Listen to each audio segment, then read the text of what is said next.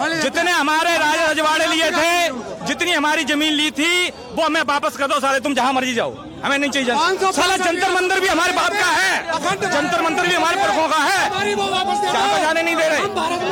अगर आरक्षण हट जाएगा तो भेदभाव और बढ़ जाएगा। हाँ, सरकार खुद कर रही है भेदभाव। सरकार तो चाहिए रही है कि लड़ाई हो जनता में, हिंदुओं में सरकार यही चाह रही है कि हिंदुओं में लड़ाई हो और हम वोट बांटते रहें और बैठे मलाई खाते रहें। कौन सी रियासतों की बात कर रहे हो? वही रियासतें जो 190 साल जब अंग्रेज़ों ने शासन किया तो सभी रियासतें अंग्रेज़ों की सर्वोच्चता स्वीकार कर चुकी थी और बदले में किराया लेती थी। उन्हीं की बात कर रहे हो ना?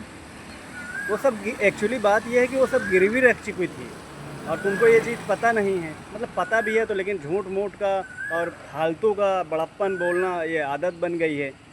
और उनको आज़ाद कराने के लिए केवल तुम्हारे पुरखे नहीं लड़े, पूरा भारत लड़ा।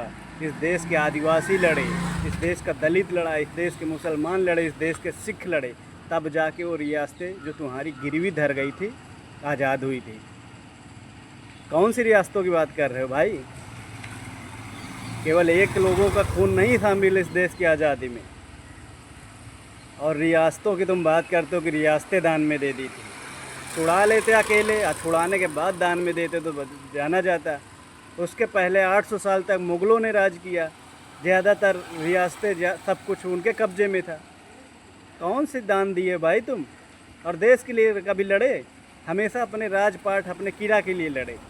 देश के लिए, इस देश के लिए लड़ा तो आदिवासी लड़ा सबसे ज़्यादा, मारा गया, आदिवासी मारा गया। इस देश की आज़ादी में 1857 की क्रांति से पहले आदिवासियों ने इस देश में क्रांति की और उसके उदाहरण रहे सिद्धू कानू, बिरसा मुंडा, दलितों के तमाम क्रांतिकारी रहे, वीरापासी, मदारीपासी, इसके बाद झलकारी बाई, कोरी। कौन से किला और महाराजा की बात करते हो जो सब गुलाम हो चुके थे? शर्म करो।